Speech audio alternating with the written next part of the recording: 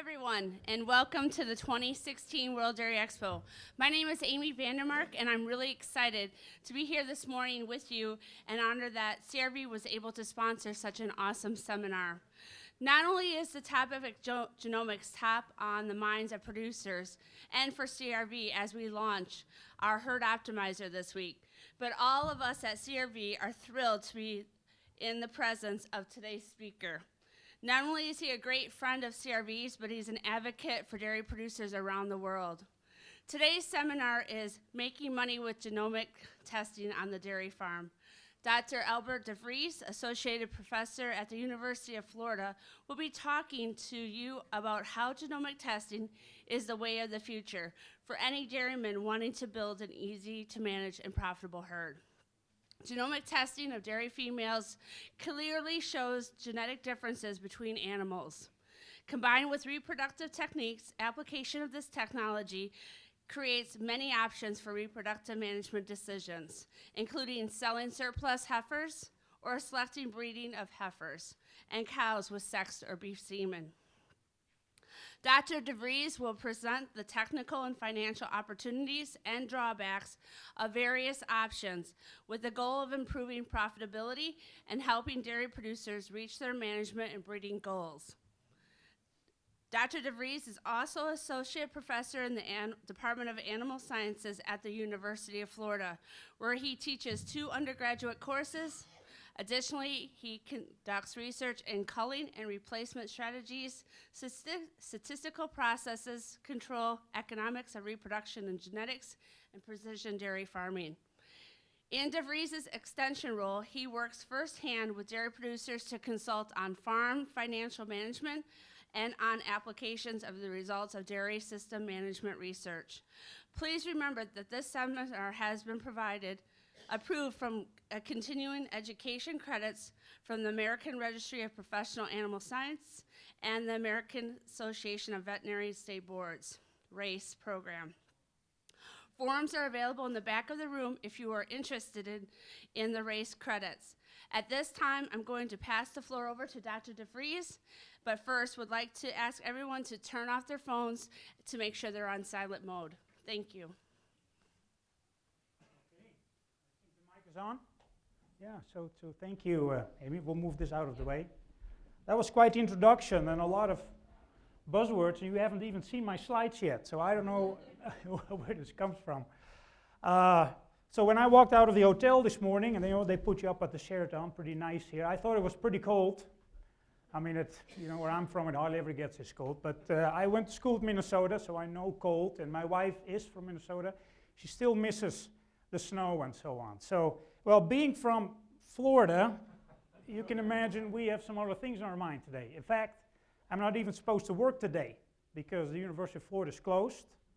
And you know it's pretty serious when they cancel tomorrow's football game, okay? Gators, LSU, so no football game tomorrow. But the power was still on this morning when I talked to my wife, so we're all good. I was scheduled to fly back home this afternoon, but that's going to be a Sunday now, I was told. So I'm here to entertain questions afterwards too. I have plenty of time. Never a dull moment. See, but this is from 2004, when Hurricane Francis came across Florida here, and this is some Florida dairies, So if you really get hit by a hurricane, you can really do some damage, to these dairies. And so I remember some of my students in my class who were South Florida dairy farmers, they had to go back to the dairy and that morning, with a knife and with the gun, either shoot the cow that was hit by a metal sheet and severely injured, or try to cut her loose and let her go. So that was pretty serious business. I think today's hurricane, and it's not over yet, is not doing this kind of damage. So it can be pretty serious. All right, but we're here to talk about genomics and making money with genomic testing, perhaps, okay? And so I want to do some acknowledgements here because I don't know if you know how this goes. So World Dairy Expo invites me to talk about genomic testing. Apparently the word goes around. I try to look into this, a little bit of this, okay? And then I said, okay, I'll be happy to come here, but afterwards, companies pick up basically then the tab of having the seminar organized, right? So I didn't know CRV was my sponsor until I already had said what the topic was and that I was coming to be here. So I acknowledge, you know, I'm grateful for that support. So when you develop a talk like this, you never do that by yourself, right? And so you're influenced by the people you talk to, their producers, with their questions, a lot of allied industry interaction with CRV, also with Zoetis, Niagen, you know, AI companies, for example. My sometimes critical university colleagues, you know, are from USDA, my students. And really this talk, the work that I've been doing is not funded by any commercial company, but by a USDA grant. We got actually, I'm supposed to put some economic value of if we improve fertility with in dairy cattle through genomic testing. Okay, what is that worth? So I try to be as unbiased as I can through all of this. So I want to sort of do these 4 things in the 45 minutes, maybe a little longer that we have here, okay? You'll see a little bit of genetics review here. I have just a couple of slides, and maybe you've seen enough of this, you know, do these genomic predictions that we get at an early age actually predict, you know, performance later in life, but very briefly, because I think collectively there's enough information out there. I think most of you came here, you know, can we make money with this technology, right? And so we'll spend probably the bigger part of that on a variety of examples, and if anything, I try to show you that the answer is really it depends, okay? And then we'll wrap it up with the take-home message here. Right, so genomics in a nutshell. So I'm not a geneticist by training, so you'll get sort of the very basic genetics here, but enough to be dangerous, I think. So, you know, we can collect DNA at a young age. DNA goes to a lab, we do statistics, and we produce predicting transmitting abilities for many traits. We get higher reliabilities, and we have some other genetic information, okay, and recessives and so on. So very briefly in a nutshell, I think there's enough material out there that you can read about this, you know, what the technique is. But so a few more slides. So we have a reference population where we have both known genotypes, the DNA, and phenotypes. Well, we fit then equations, statistics, you know, how does the genotype, the DNA, predict the phenotypes, all right? And so if we now go to new animals, where we just have the genotypes, we stick that into the equation, and we get our genomic breeding values at an early age, okay? And so this slide is a few years old, so the technology is not that completely new, but I think there's lots of questions in the industry about how to use that still, right? And so at an early age, we get breeding values. We also get breeding values, and that's what I'll talk about, or PTAs, and I'll explain the difference in a moment here, with higher reliabilities. And I like this slide from Kent Weigel. It's already a 5-year-old slide. And this was with a 3K SNP, so a low density SNP. You know, now there's more information on the SNPs. And this is the reliability of the PTAs that we get. So when nothing is known about the animal, you know, in the traditional, when we don't know anything, the reliability is 0. We really don't know anything about the genetics of that animal, right? But if she becomes a first lactation cow, a second, and an older cow, she collects her own performance data. She produces milk. So, hey, we can measure a little bit about this animal herself. And so you see the reliability of these breeding over PTAs, breeding values goes up. If we genomically test an animal at an early age, you know, we already have a higher reliability of her own genetic merit, if you will. All right, if we had the sire identified of these animals, then we start with maybe a 20% reliability, and that also increases because we're adding the animal's own performance data to her breeding values, right? Every time a new genetic evaluation is being run.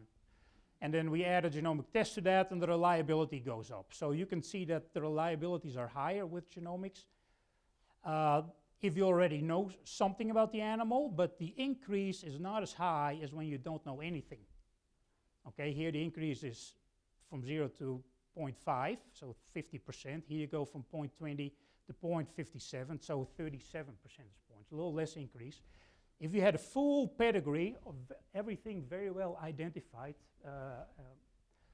dams and sires of the animal, the the reliability started maybe 34% and then increases too, and your genomic reliabilities is even a little higher, but again, the gain is not as much anymore, okay? And so you'll see in my economics later that how big this gain is actually sort of a big determinant of how valuable genomic testing for cattle on the farm is. Now here's a complicating thing. So who knows the difference between PTAs and estimated breeding values? Who does not know the difference? Yeah, some put their hand up just to see if I know the difference. Maybe that's maybe right. So in the US, when you look at a proof, and that's also genomic testing data you get,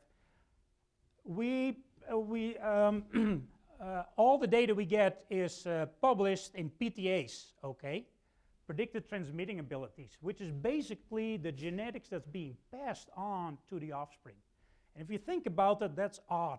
That makes sense when we only were interested in the sire, and the sire doesn't produce milk, his daughters produce milk. So we were interested what those daughters were going to do given the sire. But if we genomically test an animal herself as a calf, we are very much interested in that animal itself first. And then later, her offspring, which is 3 years, 2 years down the road, yes, there's value there as well, but we're very much interested in herself first. And so herself is her estimated breeding value. And so you get there by multiplying her PTA by 2, okay? And that really spreads, if you look at the value of genomic testing, where you may say, oh, I have a difference of, I have an example there. A PTA of $1,000 difference between 2 calves, you really have to multiply that by 2 to really get the animal's own worth in genetic difference. And I think what I hear from my colleagues and talking to the industry, this is very confusing for people. It's confusing for me too. That we really ought to talk about the animal itself, breeding values, which is PTAs or parent averages times 2, okay, times 2. All right, so getting that out of the way, so I'm sort of setting us up for making money, maybe, with genomic testing, right? So it's nice to be an extension because then you can just get other people's slides and you're just, not presenting them as your own, but you can talk about them. So Paul van Reyden at USDA was actually at Florida in our genomic prediction workshop, and this is the number of female animals genotyped each year. And so this is 1 million. Yeah, each year, and this is collectively, I think. And so we're over 1 million animals genotyped, the majority of them females now, okay? And USDA is actually very good making all the slide sets available online. So you can go to the USDA website and find these slides as well.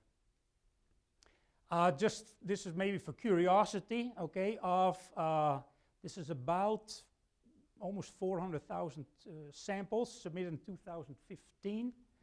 64% were from ear tissue, 31% from hair roots, and some minor from blood, nasal swabs, semen, and 3% apparently were unknown. So ear tissue is the preferred method of collecting DNA and sending that in to the lab to get processed. So the economics that I'm getting into, I will use the net merit index. I know, there's some other indexes coming out. I like net merit. It's been long established. It's also put together by USDA. I sometimes, I'm involved when we put economic weights on these traits, but there's not hopefully any company bias or right or wrong. We're trying to be as fair as possible. And so there's 12 traits. We'll look at these traits very briefly. And its lifetime genetic worth compared to a cow born in 2010. Okay, if you have a breeding value for milk, I don't know, plus 1,000 pounds, or if that's in PTAs, then the breeding value is twice that. That's compared to a cow born in 2010. What I like about it, it is dollars. It is lifetime dollars, and so it's very easy to do math with, because if an animal has a net merit If we talk about breeding values, two calves, one has a net merit of 300, another net merit of 400. Well, the 400 animal is going to be $100 better in our life than the $300 animal. Okay, and so that's very nice to work with because we use economic values in there. So we talked about PTAs, predicted transmitting abilities. USDA calculates that the standard deviation, the variation we have in a trait, because genetics is about variation, is $189. And if you don't remember standard deviation, this is a minor detail I think. But when we deal with breeding values, right, we have to double that. Okay, so again, there is economically probably twice the spread that if you think in terms of PTAs all the time, then you may think there is. And that is important for when we talk about economics of genomic testing. So this is the net merit index, right?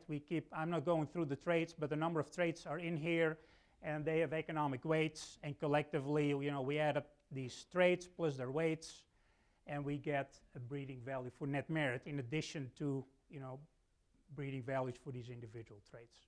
Again, you can go online and find these slides if you want to.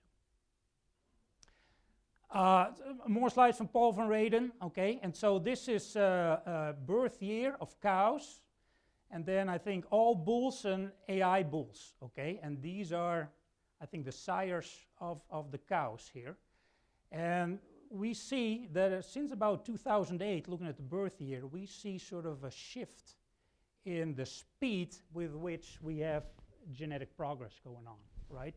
Originally, in the old times, this was her annual genetic trend, and the cows were always lagging the sires. Now, these are her dads, because cows are, if you think about it, really old bulls genetically, right? But we see a strong shift in big part through genomic testing, at least on the sire side. And the cows will catch up, but you will see that the difference here is increasing. There is more opportunity, money not made, if you're not paying attention to the latest bull than there was in the past, I think.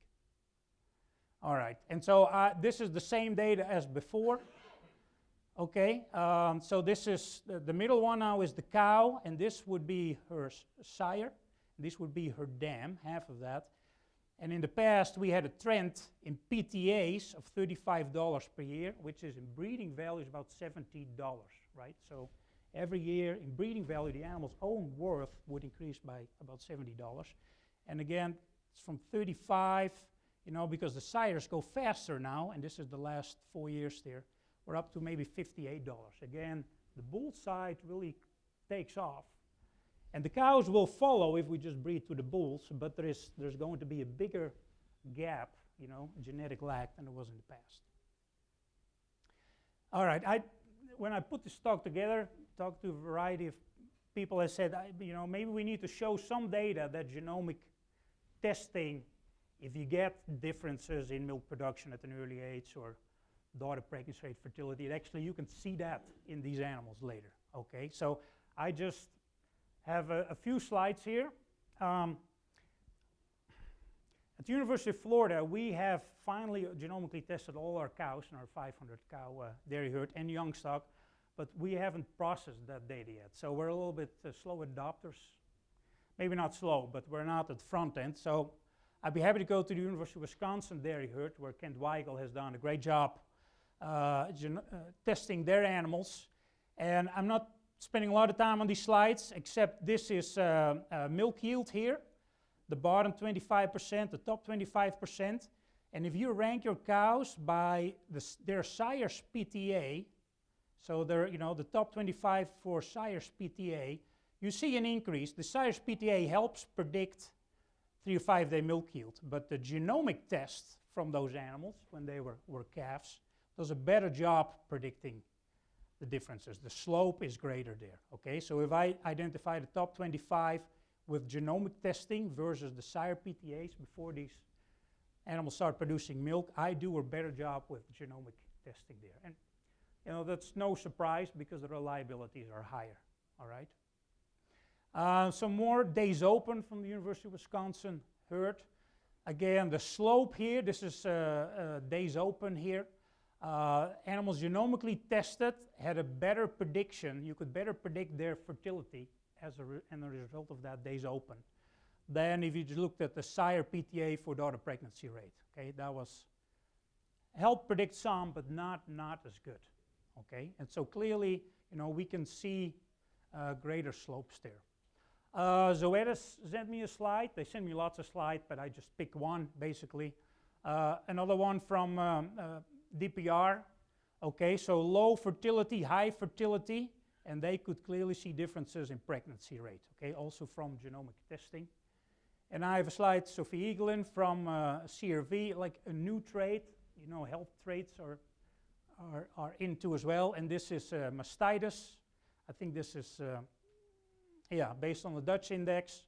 And this is best genomics basically for mastitis. This is, predicts more cows with mastitis. And indeed, you could see that in practice, okay? Those that you predicted to have a lot of more mastitis, they indeed had more mastitis, okay? So also on these health traits, it works. And there's lots more evidence out there, right? I'm just sketching sort of the field here a little bit, that indeed this genomic testing at an early age, we can see that in practice. Well, we're trying to put dollar values to this because genomic testing is not free. If it was free, it'd be a no-brainer for everybody, but it's not. All right, so a little bit more on genetics 101. All right, so how do we get genetic progress from one generation to the next? Why is that actually, right? And so if you look at, this is the breeder's equation, a key equation in classical genetics. There's three components to that. You need to have genetic variation, selection intensity, and accuracy or reliability of the test, all right? And so first of all, you need genetic variation. I already alluded to that when I said the standard deviation of net merit. You remember in PTAs was $198. Well, there's variation in a trait within the population. If we didn't have that, we couldn't make progress, right? All right, so there's variation. So how do we get from one generation to the next? Well, we need a high selection intensity. It means that the fewer animals we need from the population to make the next generation, the more progress we made. Because you can imagine if we have lots of variation, but all animals, we need all animals to make us the next generation. That means also the worst ones genetically will produce offspring, right? And we're interested in only the best ones making offspring. So how high this is a very high number on the sire side, right? We get a lot of progress on the sire side because selection intensity is so very high. And then secondly, so we have variation. We're trying to select our best animals, but we need information to select them, right? Because we cannot look exactly in the DNA yet and say genetically which ones are essentially the best. We need some reliability of that information. And in the past, that was pedigree information. It's still relevant, or that is genomic test information, right? So here is my reliability. The higher reliability, or the square root is the accuracy, the more genetic progress we can make from one generation to the next. But we need all these three components. And so this is one generation to the next, but we probably should put that on the same time span. And so if you could do this on a per year basis, you have your genetic progress between generations, this number divided by the generation interval. All right, and so what is that worth now? And I'm getting back to my net merit here, and I'm working with breeding values, 2 times the PTAs. And that's why I have, instead of the $396 that I showed for true breeding values, I picked a little bit lower genetic variation because we never know for a fact what the true breeding value is, so a little bit lower there, but not much. And so this is now my number of animals that I select for my next generation, and this is my reliability of my test, okay? And so if I do a poor job, I have some information, but not a whole lot, only 10%, to select these best animals, and I pick 90% of them with with poor information. The average of these 90% are $22 lifetime better than if I didn't know anything, than $0, like random, okay? So some gain, okay? And we can go, to this quadrant here, that if I select the top 10%, so I have a high selection intensity, and I had superb reliability that nobody offers yet, those 10% would be $583 better than the population average. All right, and so for our farm applications, we're looking probably in this range here. We may maybe get rid of the bottom part of our heifers, for example. Maybe we get rid of 10%, 20%, so we're in this range typically. If we're looking for ET work, then we're probably in this, we're looking at those animals here. And then we have, with genomic testing, we're talking about maybe 70% reliability, right? So we're generally looking in this area here as far as the gain in breeding value from one generation to the next year. So this is just, the math is quite simple. I can show you that, I think, if you wanted to know. So, but that's not, you could say, well, so if that was free, that'd be easy. But say we're spending money to do that, right? And I work with $50 to do a genomic test. I'm not saying anybody sells a test for $50, but there's probably some labor involved with the test as well, right? And if somebody can offer you a test that's half this price, I mean, then the numbers look better, all right? And so, but in this case, I test all animals. So if I keep 90% of them, I have tested 100% of my animals, but only 90% benefit. Because I assume here I'm getting maybe rid of the 10% I'm not doing anything with. And in this case, I assume maybe I can sell them. Let's say I sell my 10% worst animals, and I assume the market is naive. The market does not penalize me for selling my worst genetic animals. For how long that's true, I don't know, okay? Because if you look at the genetics of the 10% worst, if you go to the previous slide, those are genetically actually really poor animals, all right? So, but if you just go to a market and say, hey, I'm buying these heifers or calves, and I don't look at them, you may be paying too much today, all right? So in this case, I say the genomic test doesn't help you and doesn't hurt you either when you get rid of the worst ones. Okay, and so, so this would be 70% that I keep, but again, I tested 100 of them with $50 test, right? And I think for our normal applications here, it was saying we have maybe 10 to 20% surplus that we have, heifers that I sell, and I will also talk about this part later when I talk about some semen breeding on the better ones, all right? And if my reliability is in the 70% range, then I'm already sort of paying for my test right there, okay? But it depends a little bit where I'm coming from, okay? So if I already had a lot of information without paying that test, then my gain is not as great as if I didn't know anything about these animals. And that consistently, when you do the math, how much more do I learn with the test versus what I didn't know, makes a big difference. Well, so this technology makes us lots of options, right? For me, it's very excited in academia because there's all these options, and people actually sometimes even call you and say, can you help us out? So that's always nice. Because we have genomic testing, we have reproductive technologies, we have sex semen, we have embryo transfers, And so there's lots of questions about how to combine all of this, right? And so really, if we make our next generation of calves, and maybe we do not need every dam or female on the farm to make the next generation, which ones do we make heifer calves from, right? And using sex semen, we can be a little more sure we get a heifer calf.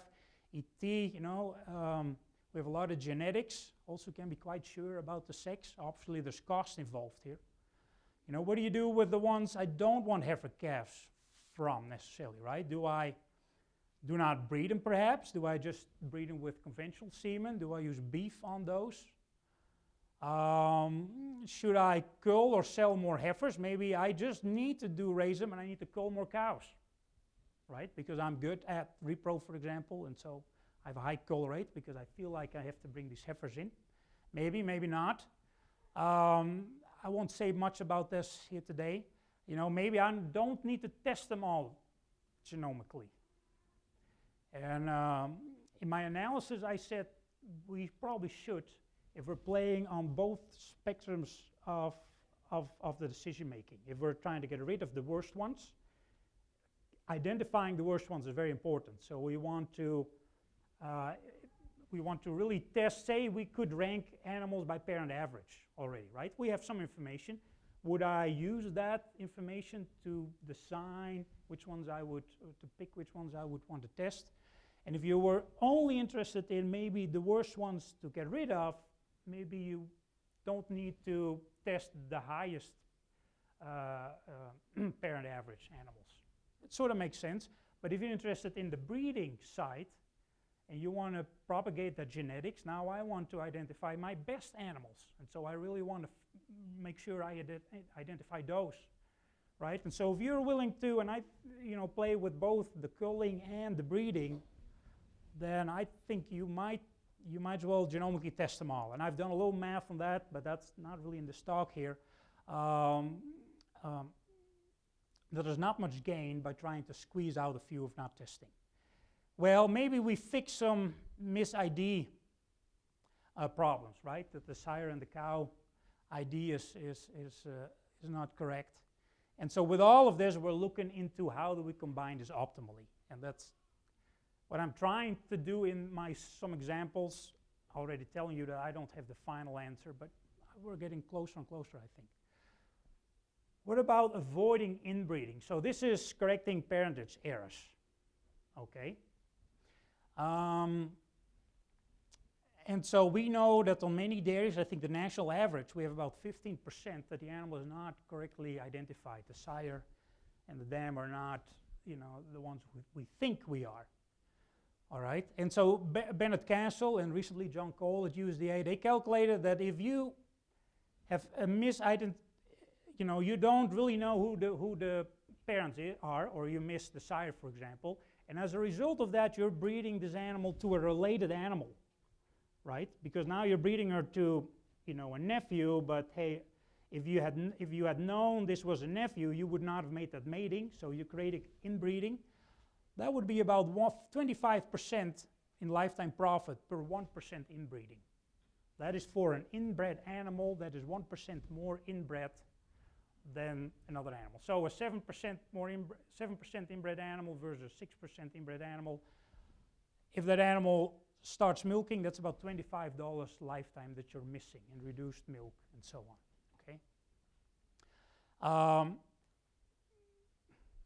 This $25, by the way, does not include any value of matings, inbred matings, that result in a lower conception rate or more embryonic mortality or calf mortality. All of that is not in the $25. So this number is probably underestimated when you say, hey, the full package of parent identification here. All right, but I do this separately because it's not in the rest of my math here. Well, I said my test fixes 80% of the errors. Maybe the test fixes 100% of the errors, but because of management on the farm, calves still end up in the wrong pen and so on. So to get to 100% perfectly ID, it probably isn't correct, okay? And so, okay, so I spent money on a test, which is not in here, and if I had a 15% misidentification rate on my farm, I go back to 3%, that's 80% fixed. Knowing that, how much inbreeding am I going to avoid with that information? I don't know that, okay? If we avoid, therefore, 1% inbreeding on average, right, and we go through this line there, that would be about only worth $3, okay? So fixing the parent identification there, if we avoid 1%, that would be $3, but that's the $25, which I think is underestimated. If we avoid bigger mistakes here, you can see, there's some bigger gains. So I think this is a start to look at some economics of misidentification errors, but this is not the final at all because we're missing a lot when we make matings that never result in this animal that starts to produce milk. Okay, but at least there's a table to shoot at and try to improve. All right, well, so the rest of what I do, I'm going to play, I have played with using genomic testing on all my calves, and then I make culling decisions, I make breeding decisions, and I really try to get to a bottom line, which is my profit per milking cow per year. That's what I care about, okay? I don't really care about everything in between. That's my bottom line here. Why not per cow per year?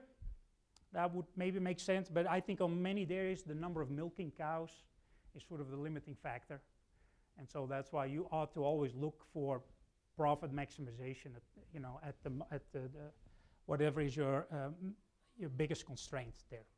Well, how do I do that? Okay, so I try to consider everything involved with a genomic test. I mean, there's the cost of the test, obviously, and maybe I sell surplus animals if I have those. So there's a cost, there's a price to the surplus animals.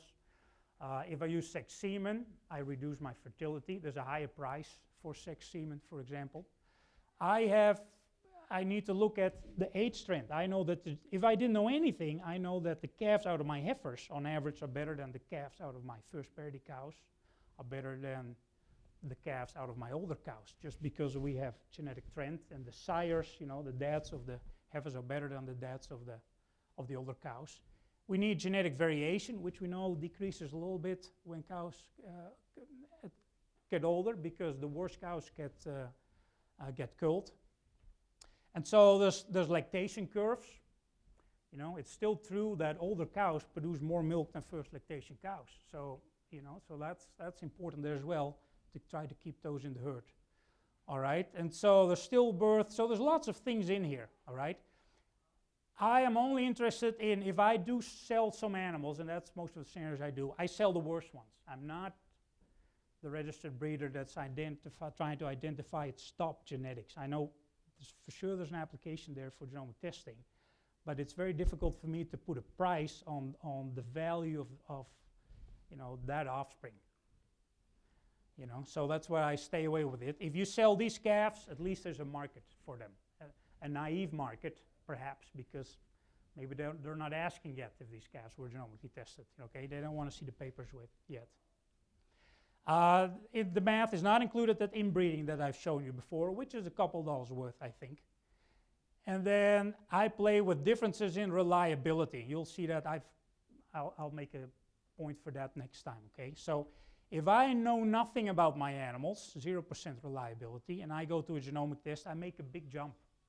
All right. If I already have well-identified animals, and I have some reliability, like a sire identified, I start not with knowing nothing. I start maybe with 20% reliability. If I had a lot of information, maybe I start with 30% reliability. Okay. And so to spend $50 to gain not as much reliability, obviously is not as attractive than spending $50 and make a big jump in reliability. All right, all of this I put in Excel, I do math, and I calculate the profit of a milking cow per year. And I calculate lots of other things. So this stuff is well vetted, to throw out the term that's sort of popular these days.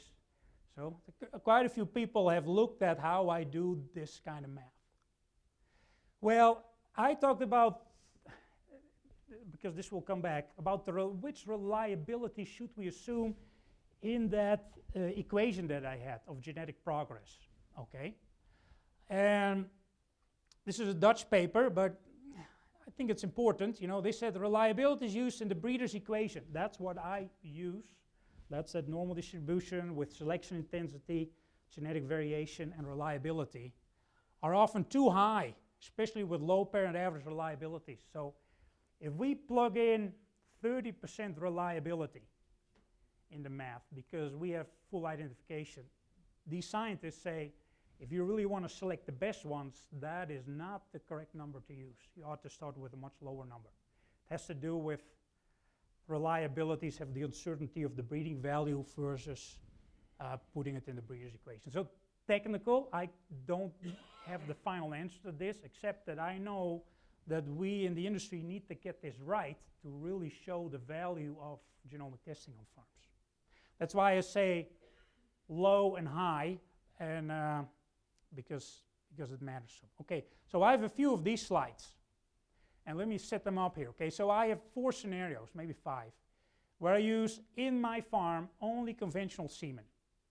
So I'm not telling you all the prices, lots of these assumptions that I have. I'd be willing to share those, but I picked those.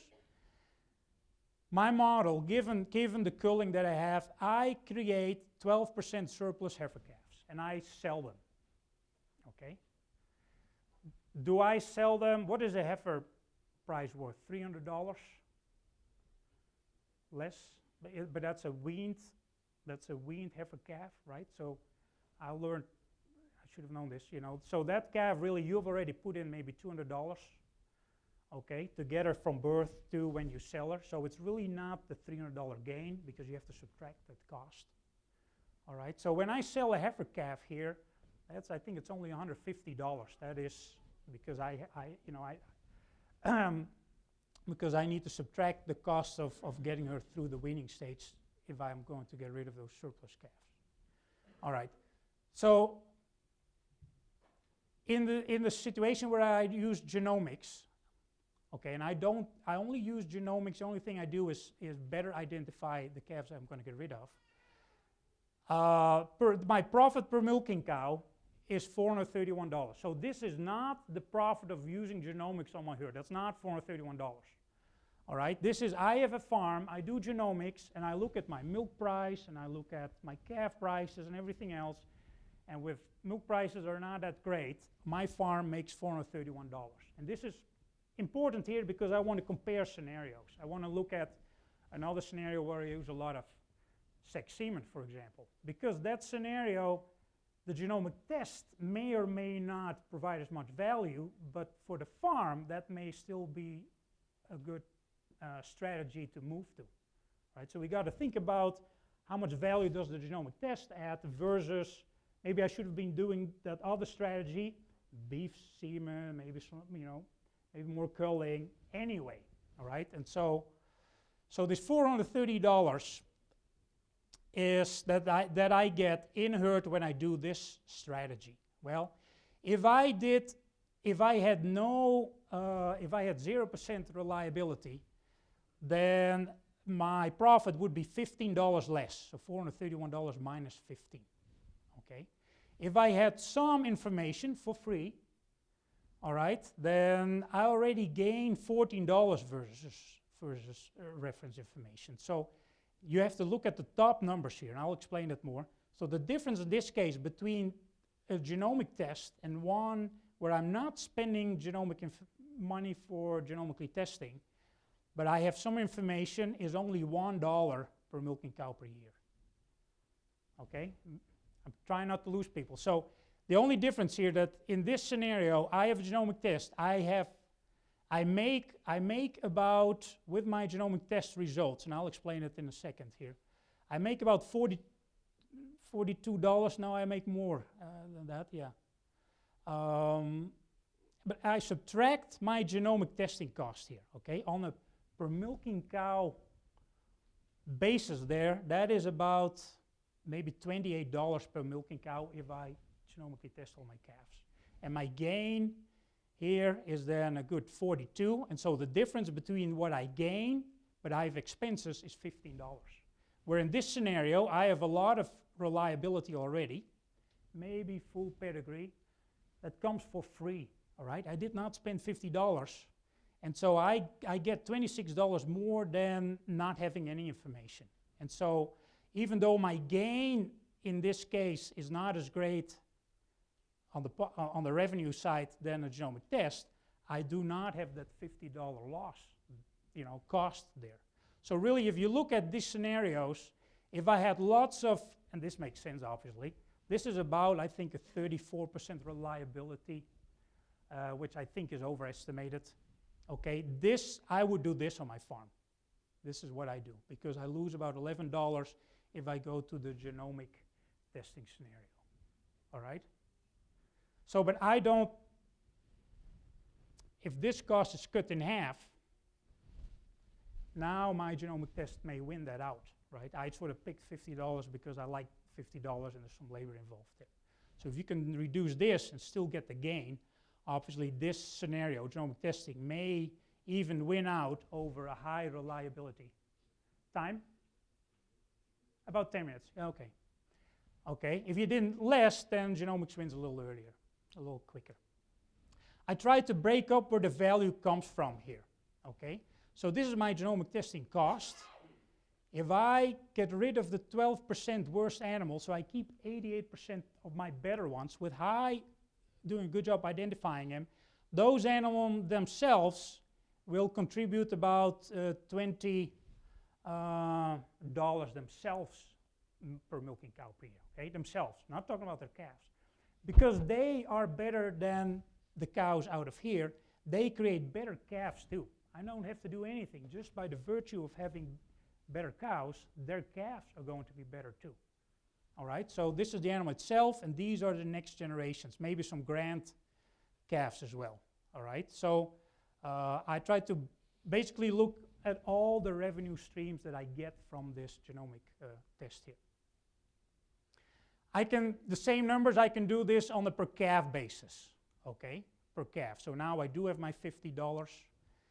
And then on a per calf basis, if I didn't spend anything, I had a lot of reliability, I gained $47 over here. But the genomic test does not win because I'm dealing with this $50 cost, even though the revenue side I win. All right? So a few more scenarios. I was told 10 minutes, so that we can go through here, yeah. I said top 50% of my heifers with sex semen, the remainder conventional. When I do that, I make 18% surplus heifer calves. I make more heifer calves. My selection intensity increases. So the ones that I keep are going to be a little better. And I have 18% I sell, and I sell them to a naive market who doesn't know this. Okay? And basically, again, you look at the highest black number here, still this scenario would win, which we may not have in reality. If I have, which I think is more realistic, if I have some genetic information, you know, some lower reliability, then my genomic testing here wins, $37 compared to the reference versus this one. But the gain is maybe $15 per milking cow per year. All right. If you look at this scenario, the $449, yeah. See, and you have to compare it to the 431 here. Okay, so the next scenario with the sex semen would be better again, because this is really the bottom line that I care about, which corresponds to this number here. All right, but so again, so that's why my results, I mean, does genomic testing pay? Well, it depends where you're coming from. If you already know a lot for free, it does not. If you learn a lot, yes, it's worth paying the $50.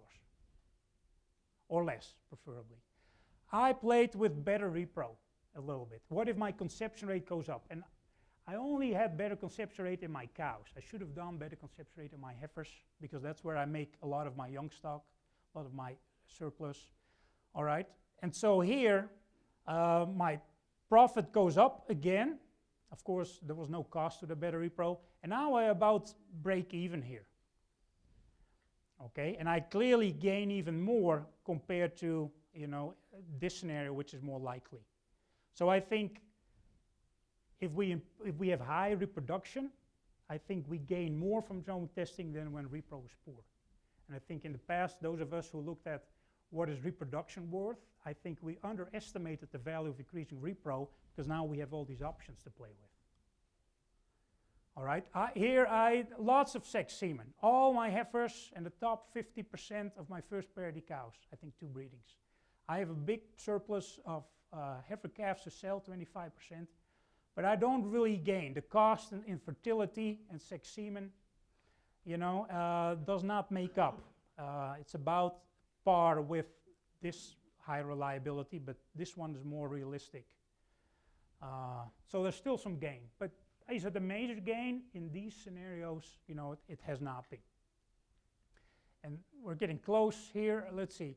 I put some beef semen in the mix here. I said, okay, we make 11% surplus calves, but now I use beef semen on the bottom of my older calves, and the value of my genomic testing in this case reduced a little bit compared to creating a lot of surplus calves, right? So I mean, is there a take-home message as far as what should I do? No, there isn't, right? It really depends. But there are scenarios where you can pull the value out, and the scenarios where it does not pay.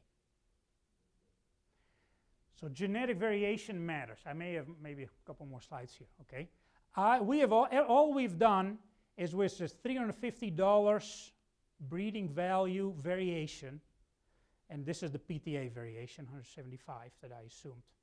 Okay, in my net merit. So if I have another index that has more variation, genetic variation, there is more value to that genomic test, as long as the reliability is the same. This is $450, the gray area. This is a lot less variation, $250, okay? And this is the scenario, I think this is the 2A scenario here. Okay, I remember, yeah, I remember that. So earlier I compared the $22, I think, versus the 41 versus the 37. And the genomic did not win, right? This scenario was best. But if I have more variation, the gray bars, now my genomic testing beats out even if I have a high reliability, and the gain is even bigger to when I have a little bit of reliability, right? So genetic variation, if there's no genetic variation, it goes back to the breeder's equation. Well, you know, you can spend a lot of money, but if you can't really improve your genetics there because of no variation, there's less value. Often the bulls are ignored, I hear. Say, oh, people, but you have to use better sires compared to, you know, maybe using genomic testing. And so I looked at that a little bit. I had another where I picked one scenario, this 2A, where I used the top 50% of my heifers. All right, and then I said, how much should my sire PTA increase to break even with my genomic profit per milking cow per year? All right, so genomic profit, actually and this was a better scenario where I had a high reliability. I could actually drop $6 on my sire PTA to break even with my genomic one. If I didn't know anything yet, I could pay, not pay, but the net merit of the sires that I would have to buy would have to be $50 higher. And I did not put any cost for that increase in there. But you can see how we can play, you know, say, hey, maybe, you know, if we're not buying good sires already, I mean, maybe there is the option first before we move to genomic testing. So warning, all right? So there really wasn't anything here that says this is what you have to do and this is what you can't do. Reliability matters, and it gets complicated. I used a lot of assumptions in there that I think are reasonable, but on your farm probably won't work.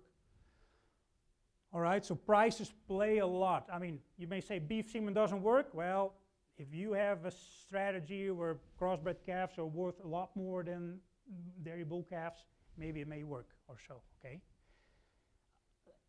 I just picked a few strategies, and so I have not shown you an optimal strategy yet. Given the inputs, what should we do? That's coming up, I hope, but not in this talk. It's complicated. Maybe you've sort of figured it out already. It's complicated, but I think we're getting closer and closer to really nail this down. And I mean, to really, if you do any of this, you know, I think to get some good genetic and people that know finances too, get some of their advice probably is important before you spend too much here. All right, so to wrap this up, I mean, so some of these new traits, right, maybe they're only available through genomic testing. Okay, in the net merit ones, you know, there's nothing really new there, but if you really have recessives and so maybe you really have to know the female side too to get the benefit there. So the genetic trends of the sires we've seen is increasing. Okay, that means that there's greater opportunity cost when we're not using new genetics. That doesn't mean we have to do genomics, but if we're saying, oh, genetics doesn't care, it's like my Florida producers 15 years ago. Genetics didn't care. Well, they better start paying attention, right? Because if they keep buying the $2 semen that I hear some of them do, you know, they're leaving more on the table now than they were in the past just because the bulls are getting better. And we have to remember that if we, you know, that older cows still produce more milk than first parity cows. So we're playing with some culling strategies, you know. So, okay, maybe I get rid of more of these older cows and bring these genetically better heifers in. Yeah, but wait a minute, right? We have more first lactation animals, and we're not capturing that higher milk production of these older animals. That needs to be considered. That is in the math here, but again, we have not really played. I haven't shown you much playing with the culling in here. All right, so I think genomic testing is here to stay. And genomic testing can make you money, maybe. Not all the time, right? And but I do think that the value will increase when we learn how to better use that information. You know, I've not shown you an optimal scenario. I think there's more benefits that we will find. And so, you know, as far as what I could say, this is exciting times, and more to learn. So thank you.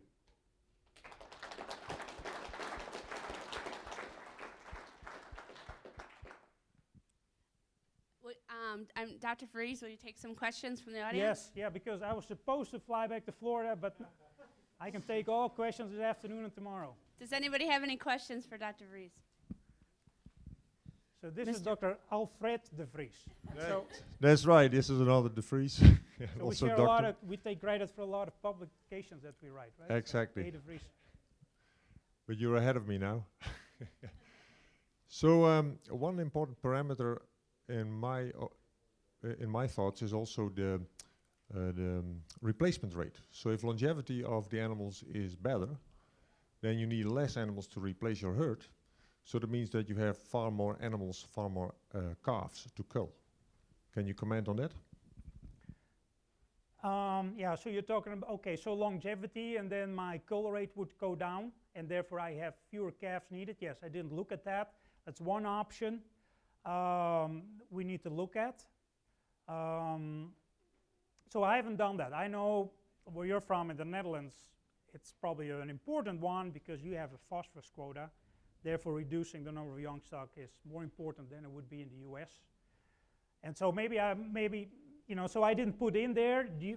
Maybe I got to ask you, do you think there's where a big part of the value is? Clearly, if you can reduce your number of young stock, if your cull rate goes down, maybe because of longevity, that is a good thing.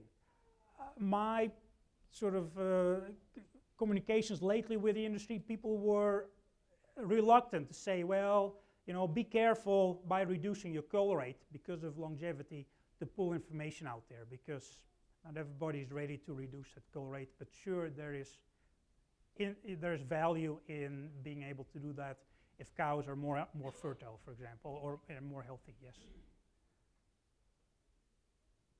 Other questions?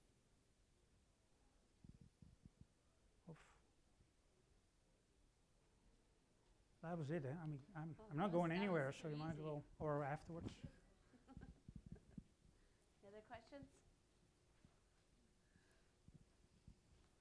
The surveys. Okay, so, but I'd be, even afterwards, I'd be very interested in hearing your comments, right? I mean, are we missing something?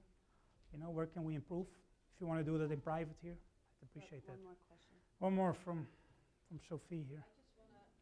I just want to summarize. Testing, if I understood it correctly. Testing, make money, maybe. Likelihood will increase when you put test, mating, selection, strategy, consultancy together. Yeah, that's right. And so, yes, that sums it up. But I think to have the right consultancy with the right tools is, I think, important to really get the most value out of that test result. One more question?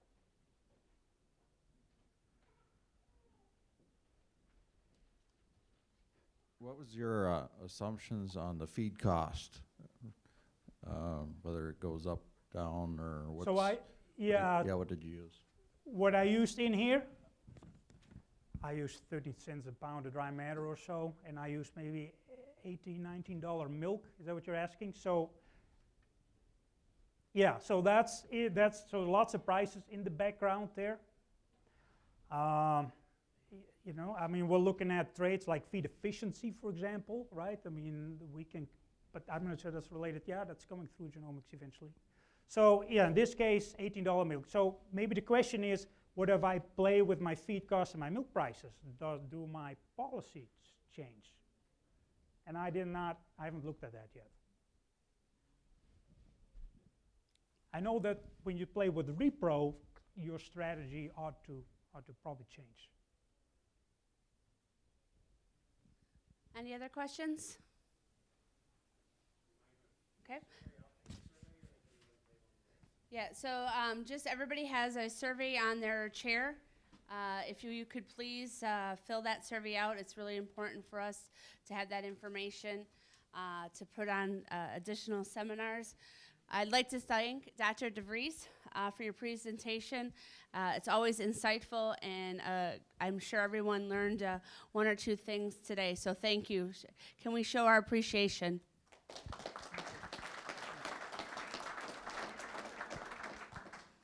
And again, CRV is very happy to sponsor the presentation today. And on your seats, you would have received an invite to our social launch party this evening at 5:30 right here on the expo grounds.